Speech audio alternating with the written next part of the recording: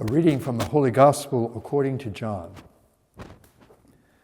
There was a wedding in Cana in Galilee, and the mother of Jesus was there. Jesus and his disciples were invited to the wedding. When the wine ran short, the mother of Jesus said to him, "They have no wine." And Jesus said to her, "Woman, how does your concern affect me? My hour has not yet come."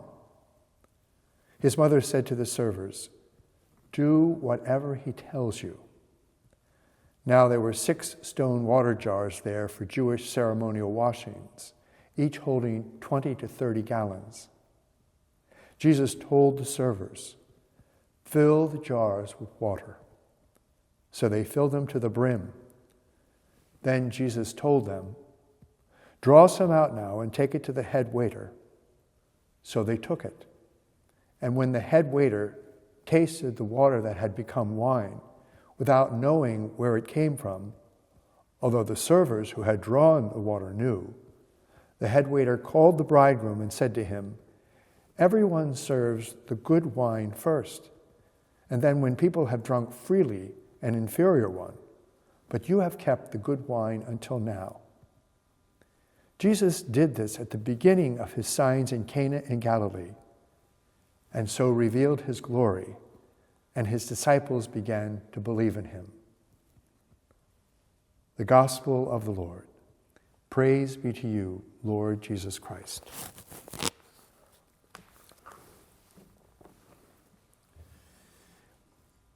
It's nice to think of Jesus and Mary as socializing with friends, isn't it? Nice to think of them as partygoers, just like us and our friends.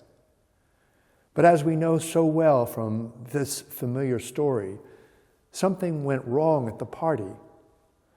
The supply of wine ran out.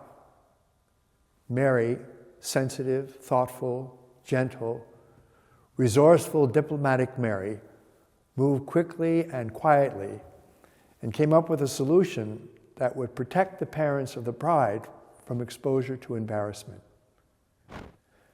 She turned to her son, mentioned the problem, ignored for all practical purposes his protest that the time had not yet arrived for anything extraordinary and miraculous from him, and turned to the waiters and said, "Do whatever he tells you."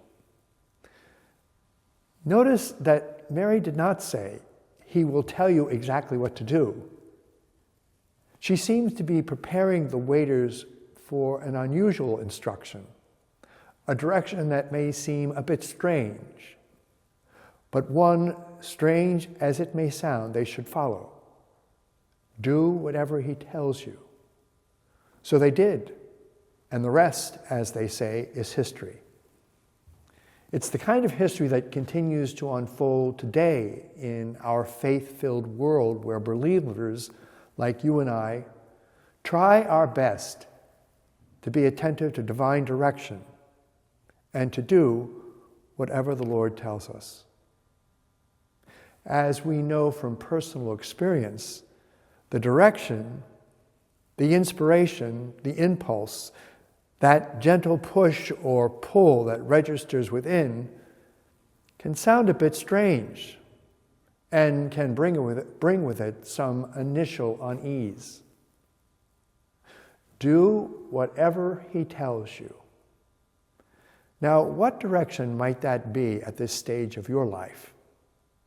What gentle push or pull of grace is inviting you to let God transform what has become watered down in your life by trusting his love and doing whatever he tells you?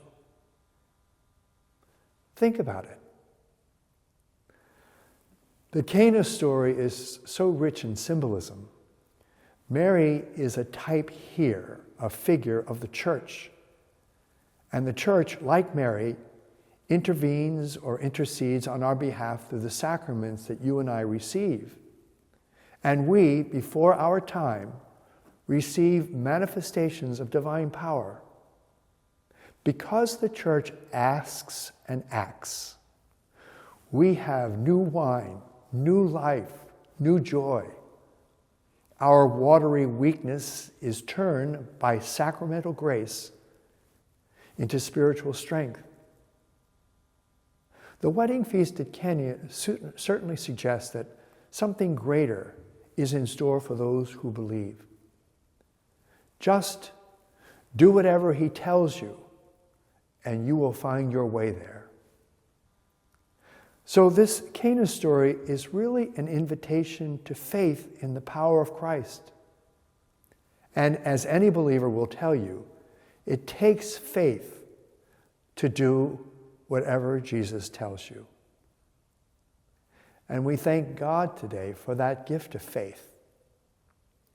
Be mindful of the demands of faith.